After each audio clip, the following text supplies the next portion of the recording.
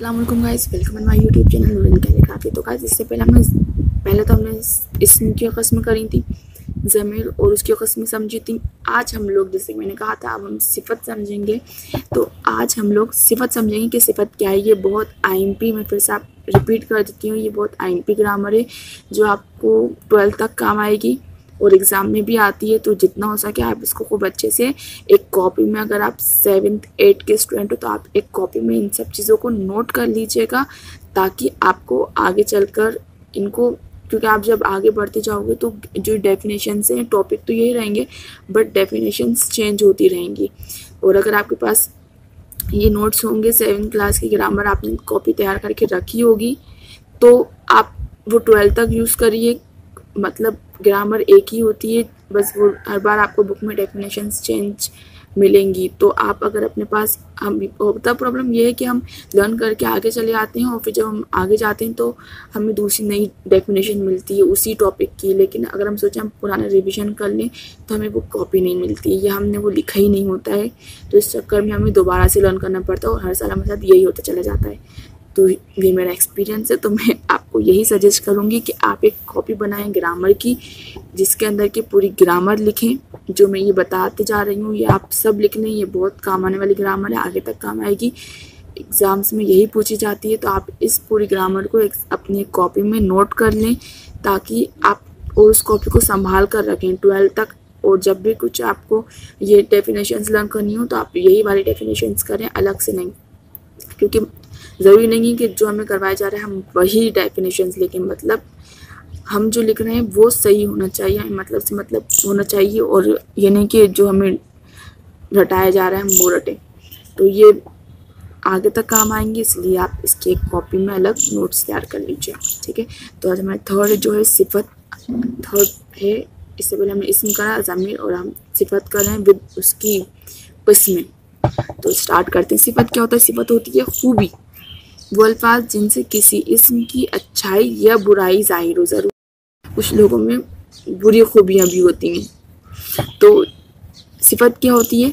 सिफत मीन्स तारीफ़ होता है, या तारीफ़ या खूबी, कुछ भी लोग अंदर कहीं अच्छी, कुछ में अच्छी खूबियाँ भी होती हैं, कुछ में बुरी खूबियाँ भी होती हैं। तो वो अल्फाज जिनसे किसी इस्म की अच्छाई या बुराई जाहिर हो वो सिफत कहलाते हैं। और जिस इस्म की अच्छाई या बुराई ये लफ्ज़ जाहिर करता है वो मौसूफ कहलाता है, ठीक है। सिफत क्या होता है? अच्छाई या बुराई जाहिर करे तो वो आपका सिफत है, ठीक है। गुलाब लाल है, ठीक है, ये उसकी अच्छाई है कि वो लाल है, तो ये क्या हो जाता है? ये आपकी खूबी हो गई। लेकिन जो वर्ड ये बताए कि उसकी खूबी क्या है वो मौसूफ होता है। जैसे ज़हीन लड़का, अच्छी किताब और मेला कपड़ा वगैरह। इन जुमलों में ज़हीन, अच्छी और मेला सिफत है, ठीक है। सिफत ज़हीन ज़रूरी नहीं है एक हो, बहुत सारे लोग हैं, बहुत ज़हीन लोग भी हैं दुनिया में। अच्छी और मेला ये सिफत है, ठीक है। जबकि लड़का, ज़हीन कौन है? लड़का है। किताब और कपड़ा ये मौसूफ है। क्यों? क्योंकि इनकी तारीफ बताई गई कि लड़का क्या है? ज़हीन। सिफत क्या होता है? तारीफ, खूबी को हम सिफत कहते हैं। गुलाब लाल है, तो इसके अंदर लाल क्या है? सिफत है। लेकिन क्या चीज़ लाल है? गुलाब है, तो वो गुलाब क्या हो जाएगा? मौसूफ हो जाएगा, ठीक है। आए अच्छे समझ में? अब हम क्या इसकी किस्में करेंगे, ठीक है। तो सिफत की जो किस्में हैं वो क्या हैं? सिफत ज़ाती, सिफत निस्बती, सिफत अददी, सिफत मक़दारी। तो सिफत ज़ाती क्या होता है? वो सिफत बहुत ईजी है ये, वो सिफत जो किसी शख्स या चीज़ की अंदरूनी खूबी या बुराई जाहिर करे, वो सिफत ज़ाती होता है। कहते हैं तुम्हारी ज़ात में ही है, तुम्हारी ज़ाती ऐसी है। तो वो सिफत जो किसी शख्स या चीज़ की अंदरूनी खूबी, क्योंकि ये जो ज़ाती वर्ड है उस अंदरूनी जो इंसान अंदर से जैसा होता है ना, उसकी ज़ात के लिए यूज़ किया जाता है ये वर्ड, कि वो सिफत जो किसी शख्स या चीज़ की अंदरूनी खूबी या बुराई जाहिर करे वो सिफत ज़ाती कहलाती है। जैसे जाहिद नेक है, यहाँ वो उसकी ज़ात ऐसी कि वो नेक है। आम मीठा है। इन जुमलों में नेक और मीठा ज़ाती सिफत है। सिफत निस्बती, वो सिफत जिसमें किसी दूसरी चीज़ से किसी न किसी तरह का लगाव या निस्बत बताई जाए, सिफत निस्बती कहलाती है। जैसे जापानी खिलौने, तुर्की टोपी, कश्मीरी शॉल, इसके अंदर देखो अभी ये खिलौने की निस्बत क्या बताई जा रही है कि वो जापानी है, जिसमें किसी निस्बत बताई जा रहे हो, लगाव बताया जा रहा हो कि ये जो खिलौना है ये कहाँ का है, जापान का है। टोपी कहाँ की, तुर्की की है। और शॉल कहाँ का है, कश्मीरी है। तो इसमें निस्बत बताई जा रही है, टोपी कहाँ की, तुर्की की, शॉल कहाँ का है, कश्मीर का है। तो ये सिफत निस्बती हुआ है, ये बहुत ईजी है। और हाँ, ये इसलिए और भी ज़रूरी है क्योंकि ये ग्रामर में भी ये डेफिनेशंस तो अलग आती हैं और यही पूछा जाता है सेंटेंस देकर कि इसके अंदर सिफत की कौन सी किस्म है, इसके अंदर ज़मीर की कौन सी किस्म है, इस तरह आपको सेंटेंस देकर ही पूछा जाता है। तो इसलिए आप इसको अच्छे से समझ लीजिए और उसके नोट्स अपने पास अच्छे से रख लीजिएगा।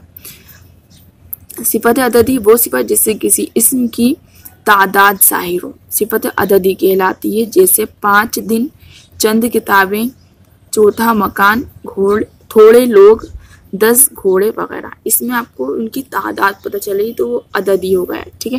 तादाद से याद कर लीजिएगा अददी, जिस सिफत से आपको उसकी तादाद के बारे में पता चले वो सिफत अददी होता है। फिर इसके बाद है सिफत मकदारी, वो सिफत जो किसी चीज़ की मकदार, नाप या वज़न को ज़ाहिर करे, सिफत मकदारी कहलाती है। जैसे कि मुट्ठी भर चावल, 2 किलो घी, ये इसमें तादाद बताया जा रहा है। ये कंफ्यूज ना हो, इसमें तादाद बताई जा रही है, इसके अंदर मकदार बताई जा रही है। तादाद और मकदार में फ़र्क होता है। तादाद कि वो 5 दिन, 6 घोड़े, 3 हाथी, 10 दिन, ये सब। और मकदार 2 किलो, पाव भर चीनी, 5 मीटर कपड़ा, ये क्या है, तादाद, ये मकदार है। तादाद और मकदार में फ़र्क आपको आ गया होगा समझ में। तो इन जुमलों में मुट्ठी भर, 2 किलो, पाव भर, 5 मीटर, ये सब क्या है, इसकी मकदार है। तो ये सिफत की किस्में भी हो गई कंप्लीट। तो आप इसके नोट्स तैयार कर लीजिएगा और इसको अच्छे से, उम्मीद करते हैं आपको समझ में आया होगा। और इसको अच्छे से अपनी कॉपी में एक ग्रामर को भी बनाकर उसमें नोट डाउन कर लीजिएगा। और अगर आपको कुछ भी डाउट है तो आप कमेंट बॉक्स में मैसेज करके बता सकते हैं। और अगर आपने मेरा चैनल सब्सक्राइब नहीं किया है तो प्लीज़ गाइस सब्सक्राइब इट। और आप जो बेल आइकन है उस पर ज़रूर क्लिक कर लीजिएगा और वीडियो को लाइक करना मत भूलिएगा। थैंक यू, अल्लाह हाफिज़। इंशाल्लाह नेक्स्ट वीडियो में मिलेंगे।